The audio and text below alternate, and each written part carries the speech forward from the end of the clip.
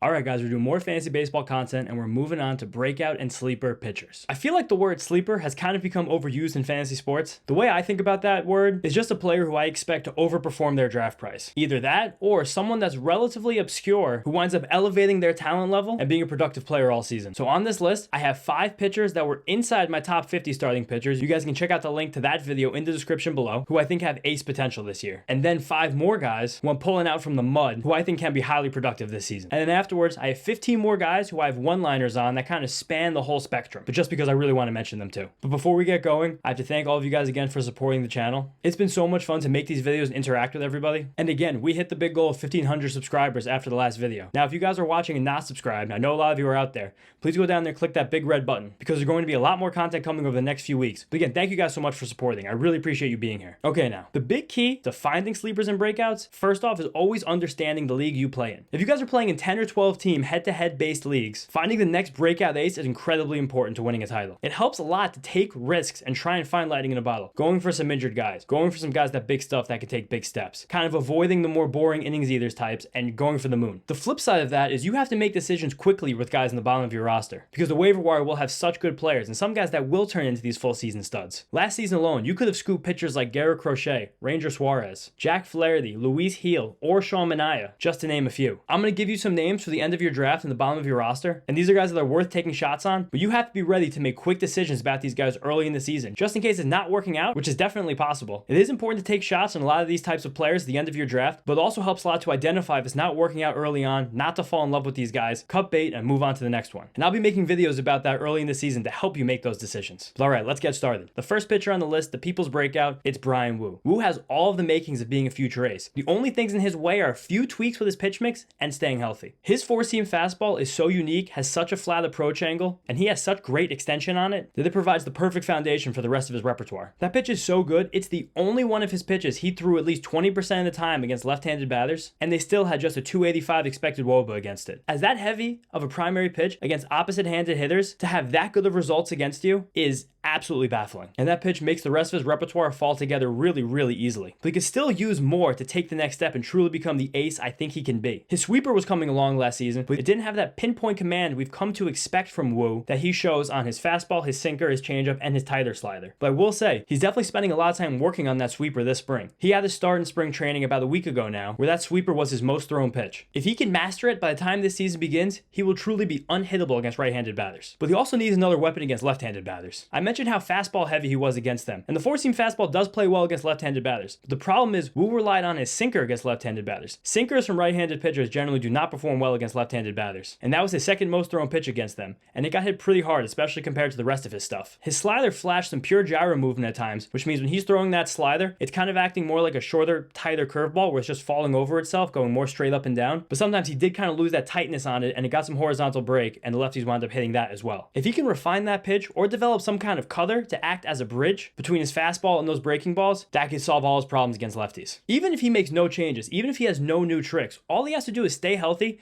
get to 160 or 170 innings, and he could easily wind up being one of the 10 or 12 best pitchers in baseball. If he can do that and add some new tricks to his repertoire, this is a legitimate ace. All right, moving on, we have Joe Ryan, who similarly to Woo, has real ace potential. He's been slowly and quietly turning himself into a very complete pitcher over the last few years when he came into the league as really just a fastball dominant guy. It did work because that fastball was so good. He had the moniker of a disappearing fastball when he was a prospect with the Rays. He had such a flat release angle, and that ball rose so much to hitters that they basically couldn't even see it as it came into them. But the more he used that fastball to major league level, the more predictable he got, especially when he fell behind in the count. In his first full season in the majors in 2022, he practically threw that fastball 3/4 of the time to hitters when he was behind in the count, and it got crushed. Then 2 years ago, Ryan added a sweeper and a splitter to his repertoire. In his first year with those pitches, he wasn't super comfortable with them, but even just having them and showing them enough helped him to vary his mix, change up his sequencing, and stop letting batters sit dead red on that fastball. He eked down a little bit above 60% of the time that he was throwing that fastball and he was behind in the count. And then last season, he clearly grew in comfortability with that sweeper and that splitter, and he wound up throwing fewer than 50% fastballs for the first time in his career. That helped him drop his home run rate around league average. It helped his fastball play up more and get more swings and misses because it was sneaking up on hitters more often. And by the middle of the season, he had a whip under 1 and was pacing to be one of the 15 most valuable pitchers in fantasy until a shoulder injury knocked him out for the rest of the year. He has come back and looked healthy so far this spring, so there's no concerns with that shoulder. And he is a guy, unlike Brian Wu, who we just talked about, Ryan doesn't really have to change anything to be one of the 15, 12, 10 best pitchers in the league. All he has to do is stick with the plan, keep getting more comfortable with those off-speed pitches, and do everything he's been doing. I love Joe Ryan this season. Next up is Jared Jones. All right, guys, quick disclaimer. I recorded this video literally the night before it was announced that Jared Jones would be shut down with elbow discomfort and seek a second opinion.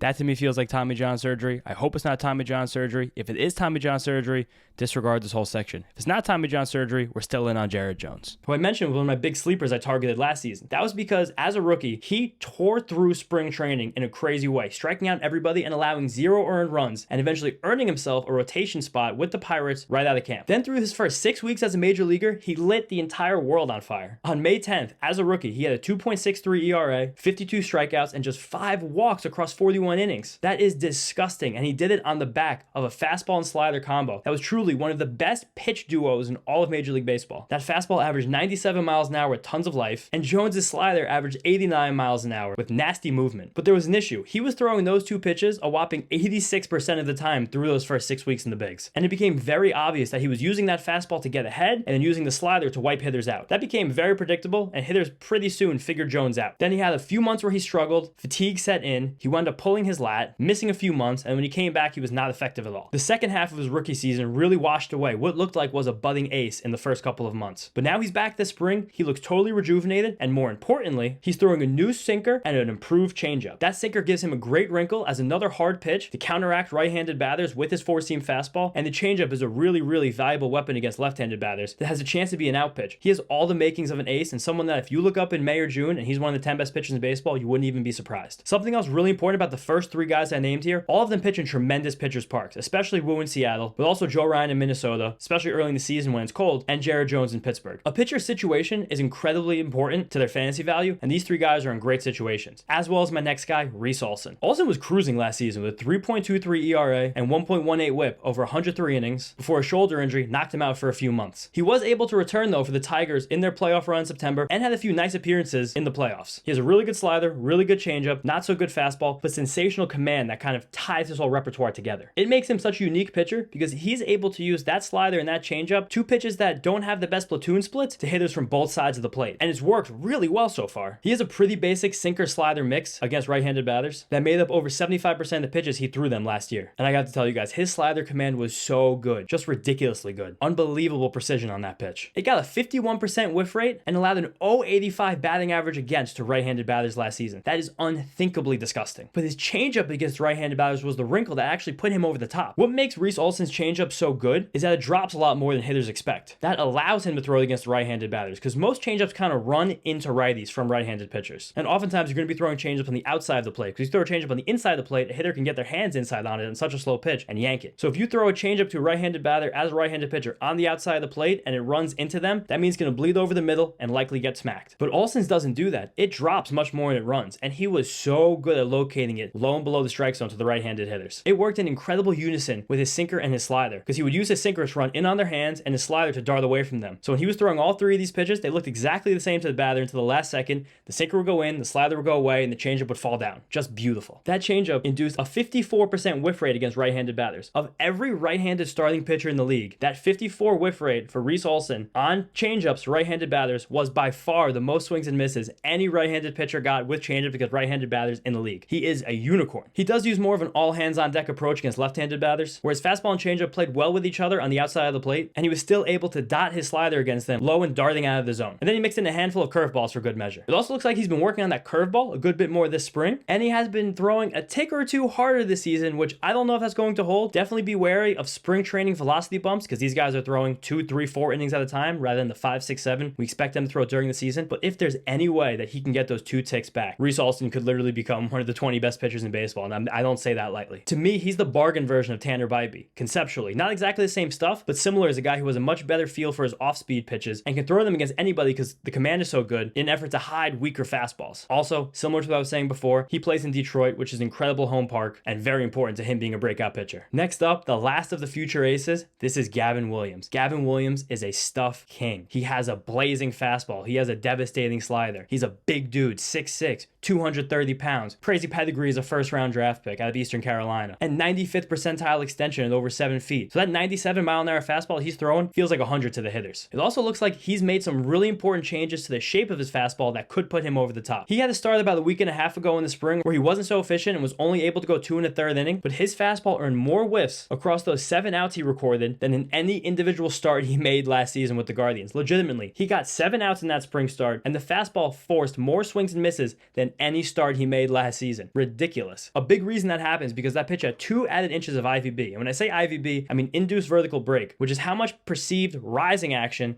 that fastball has coming into the batters. His fastball, while it had really good velocity and really good extension, it used to sit in the dead zone. And what I mean by dead zone is that the pitch moved exactly the way the batter would expect it to move based on Gavin Williams' release point. There was no deception on that pitch. It always kind of wound up exactly where the batters expected, and that made it easy to catch up to, even with the big velocity. Now with that more rising action and him focusing on throwing that ball up in the zone, it looks like a completely new pitch and seems to be transforming him into a completely new, dominant power pitcher. He also seems to have revamped his slider so far this spring. It blended a lot with his cutter last year in terms of movement and velocity, but as of right now, it's coming in a few ticks slower, has more sweep and more drop, becoming a very distinct pitch relative to that cutter. It's also important to note that he hasn't really been throwing that cutter or his changeup so far this spring, but even just having them with these new foundational building blocks of this elite fastball and slider make Gavin Williams a great bet to jump into the top 30 pitchers this season, with the upside for more if it can all coalesce. All right, now we're moving on to pitchers who I didn't feature in my top 50, who I think can be good enough to make a huge jump themselves this year. First up is Spencer Arrighetti, who was someone I was really into last year just because he had a wide arsenal and the Astros really needed him to be pitching depth. He wound up getting called up and throwing a lot of innings with the team, but had a very ugly ERA and walked way too many batters. But I would pause to judge him based on that ERA because he did get very unlucky on balls in play. But again, back to the stuff. He has a wide arsenal and a couple of really good breaking balls, but a fastball that gets hammered. His fastball has more run than ride, meaning when he throws as a right-handed pitcher,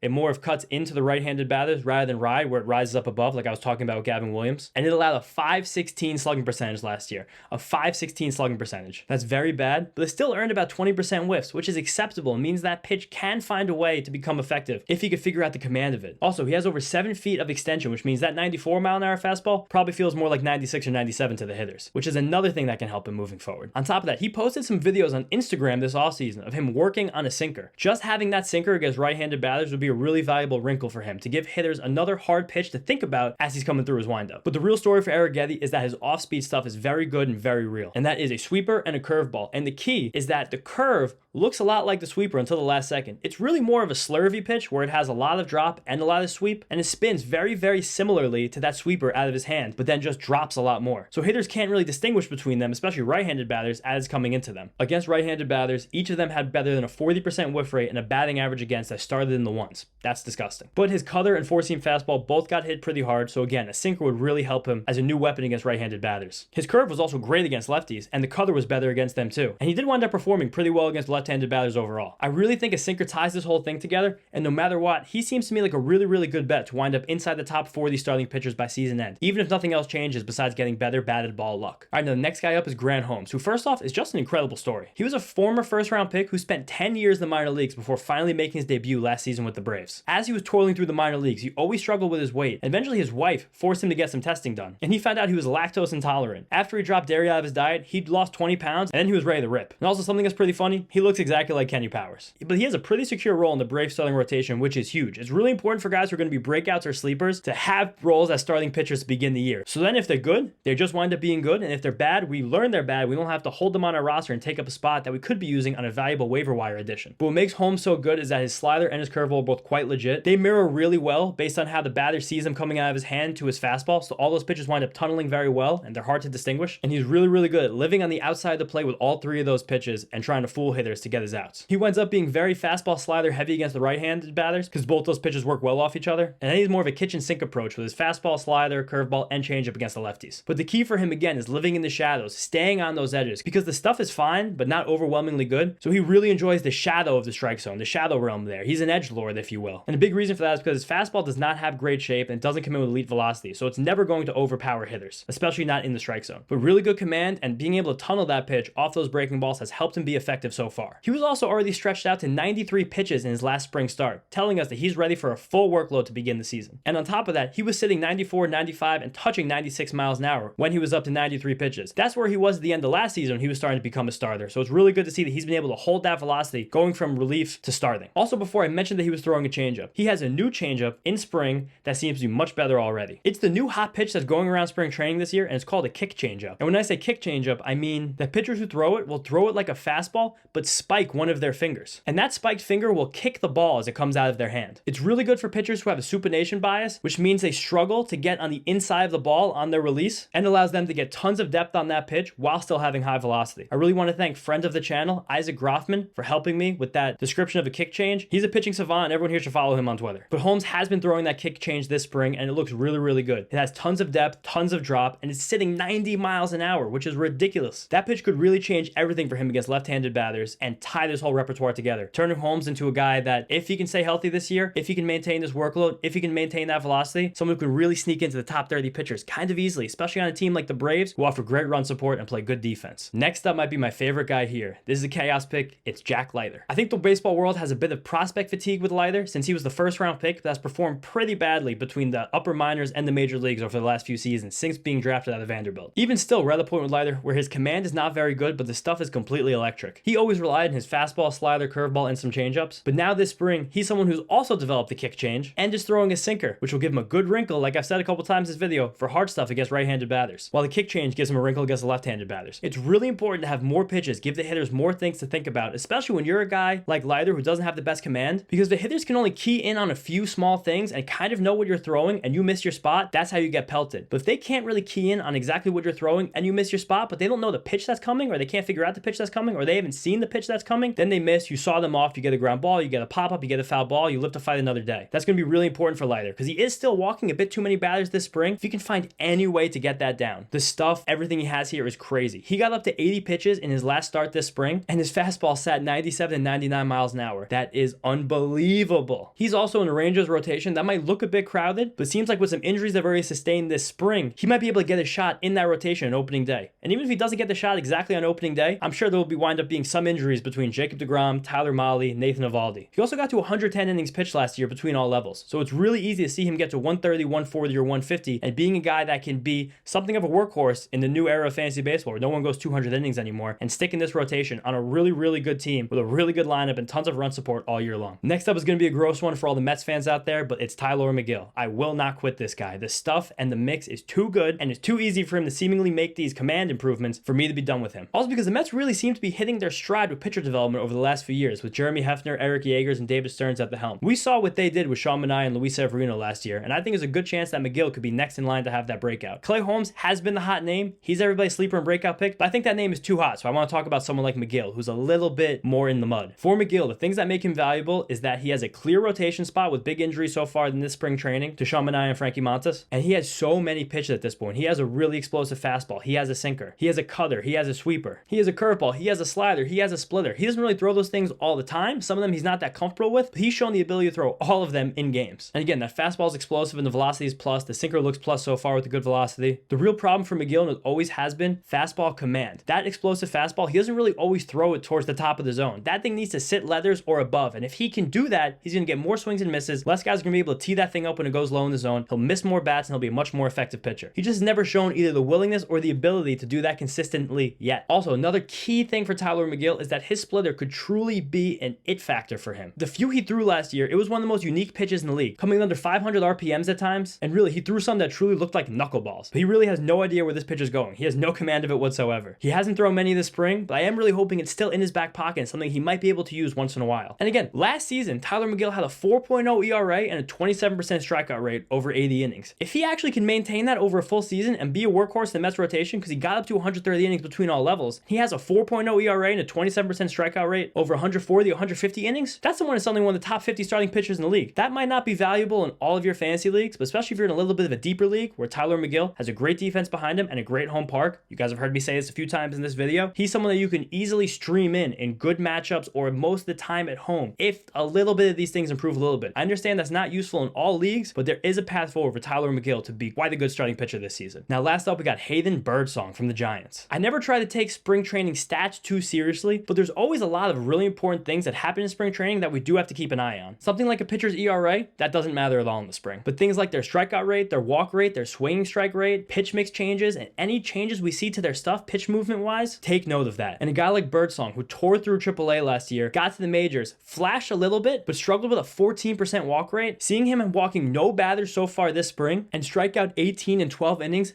definitely gets my attention. And then to look deeper into Birdsong, these command issues he had last year. He didn't really know where his fastball was going most of the time. It wound up being in the middle of the plate often, and it got crushed. It had more run than ride, and he tried to throw it on the outside, and really basically over and over again, just again, bled right to the middle of the plate and got smacked. Really, at the end of the day, it felt like he couldn't place it, and that made him rely more on some of his off-speed stuff, when really it probably wasn't the best time to be throwing some of those pitches. Like when he was throwing his changeup a bunch to righties and it got smacked, or he was throwing his slider too much to lefties and that got crushed. It really, to me, felt like everything Birdsong was doing last year was to hide his fastball that didn't have a really good shape and had really bad command. But so far this spring, that fastball is being thrown with a better shape, it's missing more bats, and it's coming in a couple ticks harder. That's with a caveat though, he hasn't really crossed the 50 pitch threshold in a spring start that we have StatCast data on, but in those shortened starts, if he can maintain that, that's a huge thing for him. He's last on this list because he's probably the guy I trust the least. He has been pitching a lot against backups. Again, I don't know if that fastball stuff's going to hold if we get into a longer outing, but the worst case scenario, this is a guy that's pitching in San Francisco, one of the best pitching parks in the league, really good defense behind him. Stop me if you heard that before. He's someone that you could take in the last pick in your draft and wind up being someone that's a very stable, casual starter through the season